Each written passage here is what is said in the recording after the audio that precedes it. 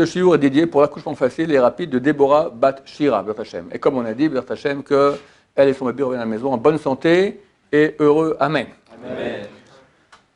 On a une ville qui est connue aujourd'hui, Tveria, qui existait à l'époque, il y a 2000 ans, Rabbi Akiva était de Tveria, etc., beaucoup de sages d'Israël, mais après elle a été complètement détruite. Et environ 500 ans, est revenu un grand tzaddik, qui lui, il est né à Hebron, après il est devenu le grand rabbin de Izmir, il s'appelle le Rav Chaim Aboulafia.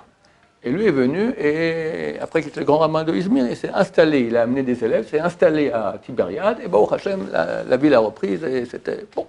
Au début, c'était une petite ville de rien du tout, quelques familles ensemble, etc. Et au bout d'un moment, ils ont réussi, Baruch Hashem, ils ont fini un Sefer Torah. Toute la ville est en effervescence. On a eu bientôt l'intronisation du Sefer Torah ce soir, tout le monde met les beaux habits, etc., se prépare. Et tout le monde arrive chez le Rav. Et déjà, quelques heures auparavant, il y en a chantés qui sont déjà là. Qu'est-ce qu'il fait le Rav? Sûrement, il fait des intentions kabbalistiques très grandes. C'est un grand kabbaliste. Ils attendent, vient l'heure. Ok, le Rav sort, il ne sort pas. Bon, alors les préposés de la communauté, les gens importants, ils vont taper à la porte. Sa femme, oh non, il n'est pas là. Il n'est pas là. Même on l'attend depuis 1 heure. Enfin, qu'est-ce qui se passe? Il est où?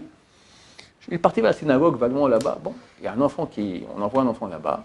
Il revient en courant, il dit, le Rav est en train de passer le balai à l'entrée de la synagogue. Il passe le balai là-bas, dans la cour. Ils ne reviennent pas, ils vont là-bas. Et tous les gens, les présidents de la communauté, ils voient le Rav. Quoi, le Rav, c'est pas kavod. Quoi, c'est pas kavod? Au contraire, c'est kavod à Torah. Que je balaye maintenant, j'étais certain, tout le monde est occupé de ça. Ils ont oublié l'essentiel, d'accord, kavod à Torah. On va venir à la synagogue, il y a un peu des saletés par-ci, il faut que la synagogue soit comme il faut. Fin de l'histoire. La leçon. Combien nous, on fait attention à notre kavod à nous, on ne fait pas attention au kavod d'Hachem.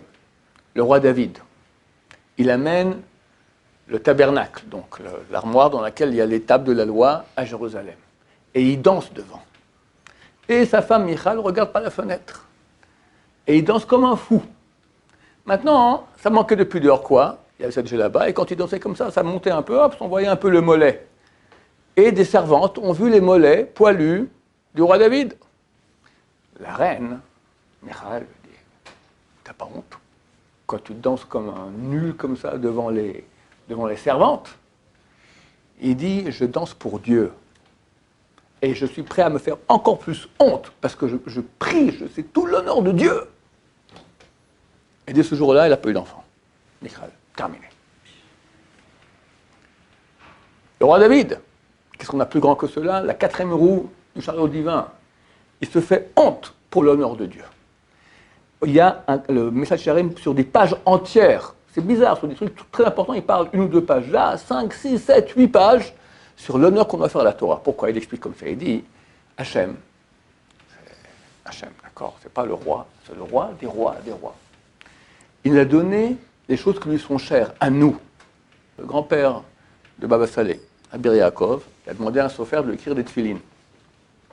Quand on écrit les tefilines, il faut sanctifier le nom de Dieu. Dans les tefilines, mezuzot, Sefer Torah, la personne qui écrit doit dire j'écris le nom de Dieu au nom de sa sainteté. Et il écrit Yudke Vavke. S'il n'a pas fait ça, c'est pas valable. Bon, le super sophère, il écrit le tefilin pendant 2-3 semaines, puis à la fin, il écrit tout qu'il voit, il a oublié dans le dernier nom de Dieu, il a oublié de lire ça. On ne peut pas effacer le nom de Dieu, il faut recommencer tout. D'accord? C'est casse-pied. Allez, bon, ça va. Il amène ça au Abir Yaakov. Très bien. Il passe. Il va au dernier, tu n'as pas sanctifié. Mais oui, mon cher ami, tous les noms sont lumineux, là il n'est pas lumineux. Abir Yaakov, il voit, nous on ne voit rien. Ça veut dire que Dieu amène sa sainteté. La lettre devient lumineuse. Sefer Torah, si ton parterre, il faut jeûner 40 jours. Pourquoi? Parce qu'il y a la sainteté de Dieu. Maintenant, c'est partout il y a la sainteté de Dieu. Le Shabbat, la sainteté de Dieu, en elle-même qui vient. On va parler des bêtises, tu es en face de la Shrina. La synagogue, on n'a pas le droit de parler des paroles même profanes. Pas des choses interdites, permises, mais profanes. La synagogue, c'est dans la maison de Dieu. Je vois des gens avec les tefilines comme ça, ils plient leur tefilines, la retsoua, la lanière tombe par terre. C'est kadosh. Il n'y a pas de différence au niveau. La lanière, elle est kadosh, presque autant que le tefilin lui-même. Qu'est-ce que tu mets ton tefilin par terre? Les talites, le tzitzit, combien de gens ça se balade par terre? Des fois c'est noir tellement ça se balade par terre. Un livre de Torah, tu mets le portable dessus, le stylo dessus. Kavod. Dieu nous a donné maintenant sa sainteté, les choses qui lui sont chères. Tu mets ton portable sur Dieu, le portable en plus, d'accord, avec tout ce que ça contient de impur, Hachem Ishmor.